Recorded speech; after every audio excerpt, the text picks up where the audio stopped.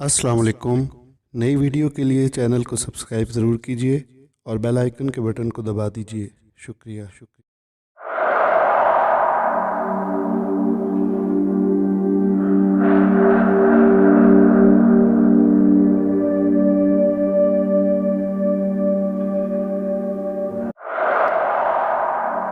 रास्ते पर आहिस्ता से चलते हुए जैसे ही मज़ार का गुंबद नज़र आने लगा, मेरे कदमों में तेज़ी आ गई।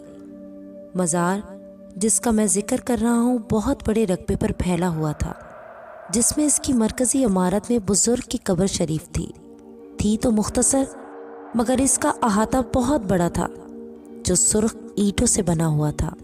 कुछ हिस्सा बिल्कुल कच्चा भी था, जिस पर कुछ खस्ता हाल कब्रें मौजूद थीं, जो ना जाने किन की थीं। कुछ हिस्से पर जा बजा पुराने बरगद, पीपल और ना जाने कौन कौन से कदीम दरख्त थे। मज़ार शरीफ हमारे इलाके के लोगों के मुताबिक किसी बहुत बड़े बुजुर्ग का था। इस मज़ार पर सुबह से रात तक लोगों का हजूम रहता था।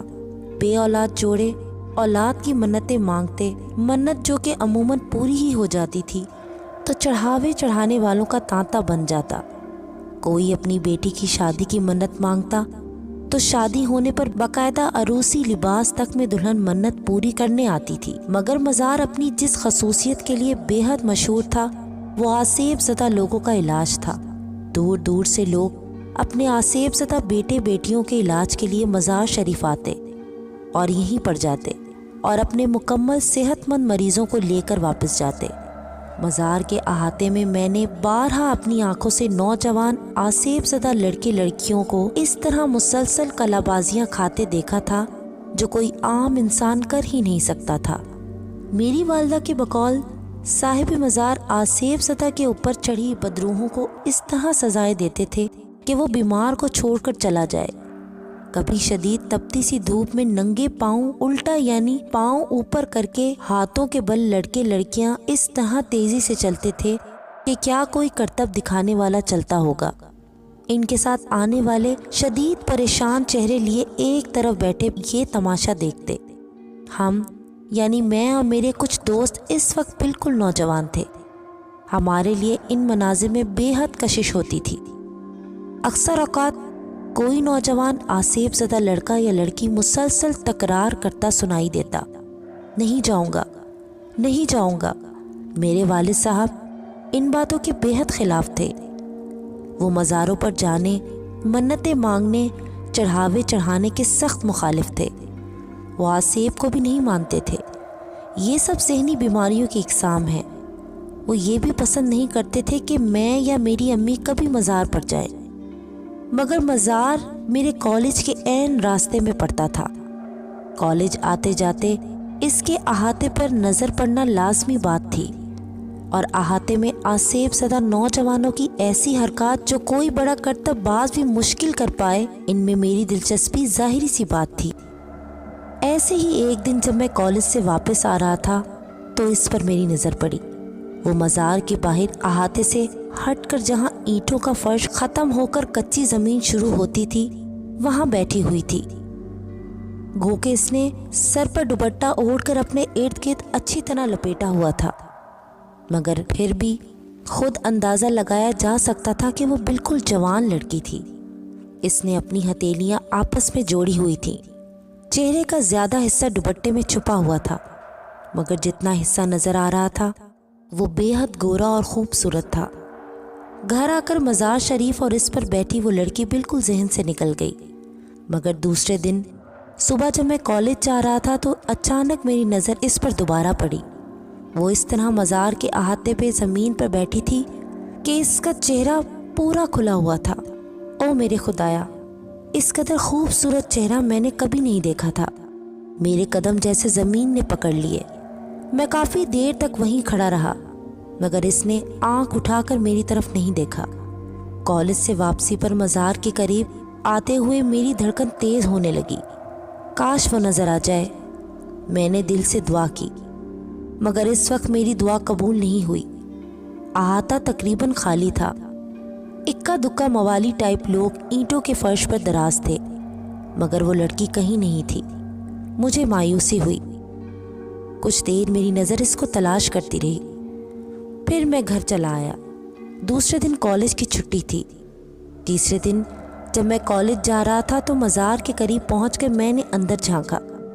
अहाता बिल्कुल खाली था। मेरा दिल बैठ गया। तो क्या वो लड़की अपनी किसी मरीज के साथ आई थी और अब वापस चली गई? मैंने सोचा। मुझ पर उदासी छा गई। उस दिन मेरा दिल पढ़ाई में भी नहीं लगा। वापस आते हुए मैंने मुबहिम सी उम्मीद पर मज़ार के अहाते में झांका और मेरा दिल तेज तेज धड़कने लगा। वो सामने खड़ी हुई थी। दुपट्टा इसके सर से ढलका हुआ था। इसके बाल चुटिया से निकलकर इसके हसीन चेहरे पर बिखरे हुए थे। वो इतनी खूबसूरत थी कि मैं ये तक भूल गया कि मैं कहाँ खड़ा हूँ। इस वक्त इसने अपनी आंखें उठाकर मुझे देखा। उफ, इसकी आंखें गहरी स्याह मगर इस कदर उदास। शायद ये जिसके साथ आई है वो बहुत बीमार है। मैंने सोचा। जैसे कि मैंने शुरू में कहा, लोग दूर दूर से अपने मरीजों को लेकर इस मज़ार में आते थे और जिनके लिए रोज़ आना जाना मुमकिन नहीं होता था वो यहीं रह जाते। मज़ार के करीब मैदान में बेशुमार चारपाइयाँ मौजूद थीं जिन पर अमूमन इस तरह के लोग रातों को जैसे तैसे गुजारा करते थे और दिन भर मज़ार पर गुजारते। मज़ार पर रोज़ आकर होने वाले लंगर की वजह से खाने का भी कोई मसला नहीं होता था। वो लड़की शायद किसी दूर के शहर से यहाँ आई थी, इसलिए 3-4 रोज़ से यहीं मुकीम थी। चंद लम्हे एक दूसरे को देखने के बाद हम दोनों ने आंखें हटा लीं। मैं तेज़ तेज़ कदमों से घर की तरफ बढ़ने लगा। कदमों से ज़्यादा तेज़ी से मेरा दिल धड़क रहा था। ये लड़की, मुझे लगने लगा मुझे इससे मोहब्बत हो गई है। इस रात मुझे नींद नहीं आई।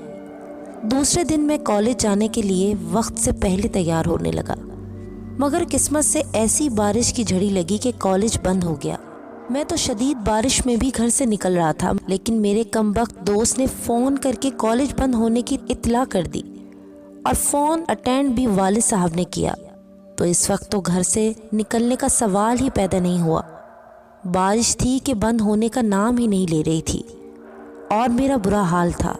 कहीं ऐसा ना हो कि वो लड़की अपने घर वापस चली जाए। मैं कभी इसे देख नहीं सकूँगा और ना इससे बात कर सकूँगा। मेरा दिल डूबने लगा। नहीं नहीं, मुझे इससे बात करनी है। इसका पता हो सके तो फ़ोन नंबर लेना है। मैंने पक्का इरादा किया। शाम तक मेरा सब्र जवाब दे गया और मैं दबे पांव घर से निकल आया। सुबह से तेज़ बारिश अब बूंदाबांदी में तब्दील हो गई थी, मगर तेज़ सर्दी और ठंडी हवाओं की वजह से सड़कें सुनसान पड़ी थीं। मैंने तेज़ कदमों से रास्ता अबूर किया। मज़ार तकरीबन अंधेरे में डूबा हुआ था। लाइट ना होने की वजह से गिनती के चंद चिराग जल रहे थे, वरना तो इस कदर चरागा होता था कि रात भी दिन महसूस होती थी। मैंने अंदर नज़र डाली। कच्ची ज़मीन बारिश के पानी की वजह से कीचड़ बनी हुई थी। सुर्ख ईंटों का फर्श दूर तक खाली पड़ा था। मेरा दिल बैठने लगा। एक उम्मीद के तौर पर मैं मज़ार के अकब की तरफ गया, जहाँ बड़े से मैदान में दूर से आने वाले लोगों के लिए चारपाइयाँ पड़ी होती थीं। मैदान बिल्कुल खाली था। चारपाइयाँ दीवार से लगाकर खड़ी कर दी गई थीं। हत्ता कि आज तो कोई मुजावर भी नज़र नहीं आ रहा था। मेरा दिल रोने को चाहने लगा। तो गोया वो चली गई। वो वापस चली गई ना, वो वापस चली गई। ना मैं इससे मिल सका, ना बात कर सका। रंज से मेरा बुरा हाल था। मरे हुए कदमों से मैं मज़ार से निकलने लगा। मेरी नज़र मज़ार शरीफ की इमारत पर पड़ी, मरकज़ी इमारत जिसमें कब्र शरीफ मौजूद थी।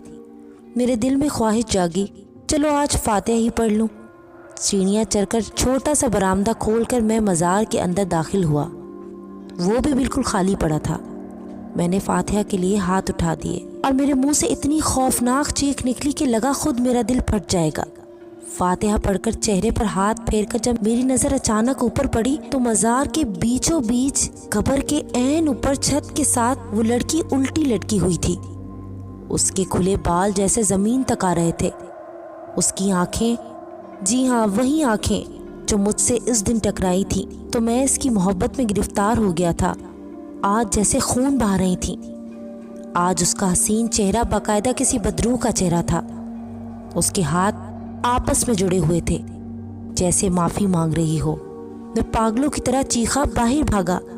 न जाने कैसे घर पहुंचा और बेहोश हो गया। घर वाले बताते हैं कि मुझे तेज़ बुखार चढ़ गया था और मैं बहकी बहकी बातें करता था। न जाने कितने दिनों में जाकर मैं ठीक हो सका और मैंने दोबारा कॉलेज जाना शुरू किया। हाँ, मगर एक बात है, रास्ते से गुजरते हुए मैंने दोबारा कभी मज़ार की तरफ निगाह नहीं उठाई। दोस्तों, आज की कहानी आपको कैसी लगी हमें कमेंट्स में ज़रूर बताइएगा और कहानी पसंद आने की सूरत में इसे लाइक और शेयर ज़रूर कीजिएगा और हमारे चैनल डर की दुनिया को ज़रूर सब्सक्राइब कीजिएगा। नेक्स्ट वीडियो तक के लिए इजाज़त दीजिए। अल्लाह हाफ़िज़।